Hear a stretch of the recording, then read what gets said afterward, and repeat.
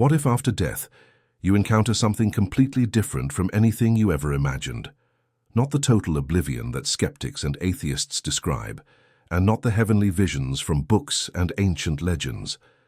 What he saw forced him to rethink his entire life.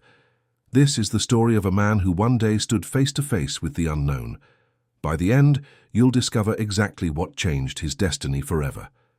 And perhaps you'll ask yourself the same question. What really awaits us? Howard Pittman lived an intense life. For nearly 25 years, he worked in law enforcement and witnessed the darkest corners of human nature. One case shook him to the core. A tiny girl, not even 2 years old, locked in a cage with a cat. That image became his personal challenge. How can such things happen in a world where justice is supposed to exist? He kept asking himself. Little by little, that question eroded his faith. By middle age, Howard had lost all desire to pray. "I stopped asking God for anything," he later recalled. He decided he could live perfectly well without any higher power. And he might have done exactly that. If not for one summer morning in 1979 that changed everything, he woke up feeling strangely weak and skipped breakfast for the first time in years. "Hurry up, we can't be late for the meeting," he told his wife. That day was supposed to mark the beginning of something big in his career. Instead, it became the day he met the unknown. On the way to the bank where his niece was waiting, Howard suddenly felt much worse. The moment he stepped inside the building, his legs gave way and he collapsed to his knees. His niece rushed to help, but it was far more serious than anyone realized. Doctors later told him he had suffered a ruptured aorta, the largest artery in the body. His life was hanging by a thread. During emergency surgery, his heart stopped. In that instant, he found himself in a place unlike anything he had ever known, the world of darkness. He was fully conscious, yet utterly alone. At first, he didn't understand where he was, but fear and despair quickly overwhelmed him. "I wasn't ready for this," he remembered thinking. "I left home that morning expecting victory, not death." In his desperation, he turned to God and begged for one more chance at life. Suddenly he heard a voice, incredibly beautiful, melodic, like a song impossible to compare with anything on earth. The voice said gently, "You will receive everything you desire. Just stop breathing." For a fleeting moment, the idea felt almost sweet, but Howard immediately realized if he stopped breathing, he would die. And he had asked for life. God would never ask that of me, he thought. The voice never returned, yet the fear remained. Then out of the darkness, figures appeared, beings he would later call guardian angels. They told him he would see two worlds, the world of darkness and the world of light, and afterward he would return to his body. The world of darkness was filled with countless spirits, as many as grains of sand on the seashore. Some looked almost human, but towered nearly 3 meters tall. Others resembled animals, yet something terrifying lurked in their appearance. Still others were so hideous he could not bear to look at them. These were the lower spirits, the source of evil in our world. The angels explained that these dark forces cannot interfere in a human life without permission. But even guardian angels are powerless if a person consciously turns away from the light. When the journey through darkness ended, the angels carried Howard into the world of light. There, everything felt different. A profound peace and warmth enveloped him. He perceived sounds with his mind, and communication happened through thoughts alone. He could travel at the speed of thought. The moment someone mentioned a place, he was instantly there. Around him moved radiant beings who emanated warmth and kindness. Their presence felt as real as sunlight gently touching the skin. The angels told him these were souls who had found their way home. Howard tried to count them, but soon realized it was impossible. There were far too many. Only a few souls reached this realm, the angels explained. While we traveled on earth, about 2,000 people died, yet only 50 of them took this path of light. Howard was stunned. What made those souls so special? The answer was simple. To enter the world of light, one must live according to spiritual principles of love, mercy, and sincerity. At one point, he reached a boundary he could not cross. The angel said he could go no further. Then he heard a new voice. not as melodic as the first, yet irresistibly compelling.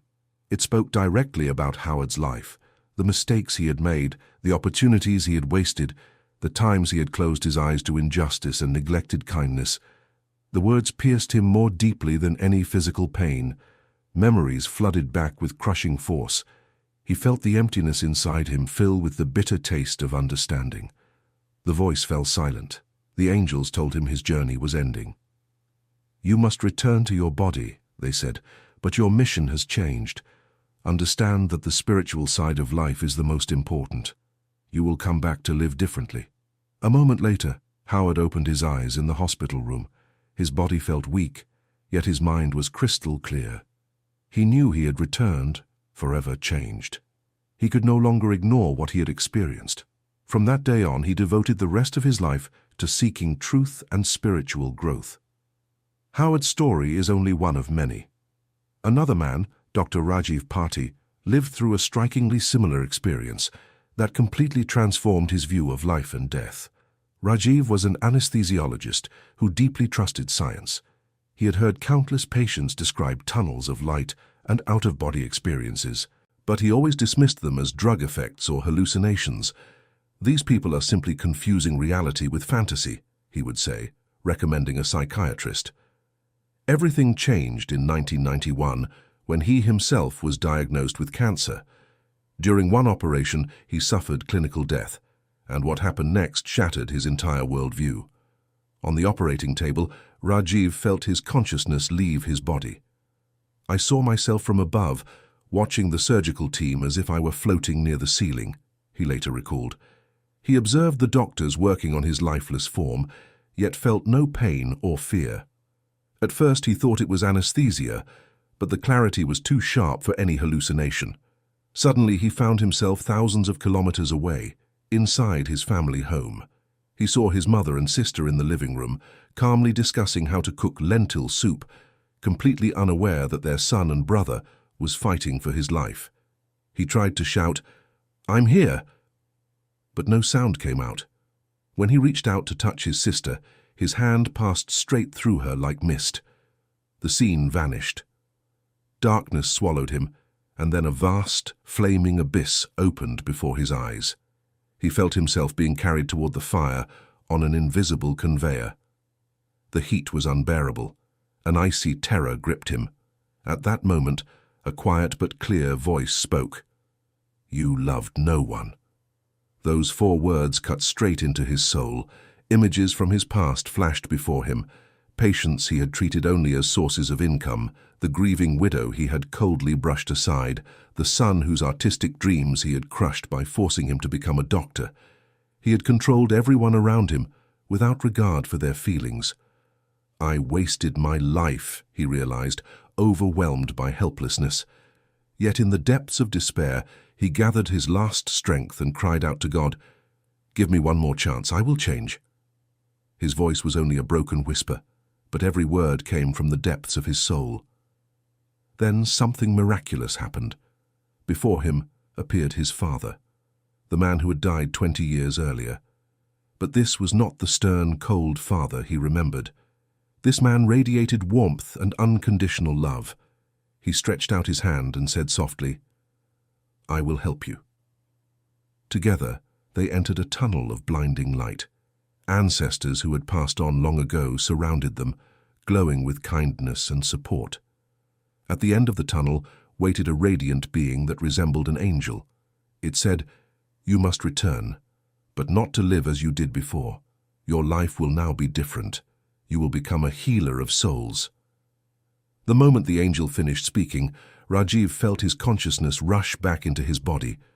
Bright flashes of light, memories and faces of loved ones swirled before his eyes like a rapid replay of his entire life.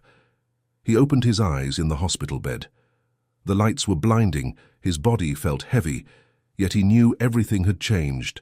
He could no longer ignore the pain he had caused others or the indifference with which he had lived. He left his successful career as an anesthesiologist and dedicated the rest of his life to helping people heal their inner wounds, find harmony, and rediscover faith. He became a true healer of souls. These stories force us to pause and wonder, what really awaits us after death. They remind us that what matters most is not only what we do, but how we do it, what trace we leave in the hearts of others. And what do you think awaits us on the other side? Share your thoughts in the comments. Don't forget to like and subscribe so you won't miss new stories. All the best, and light to you.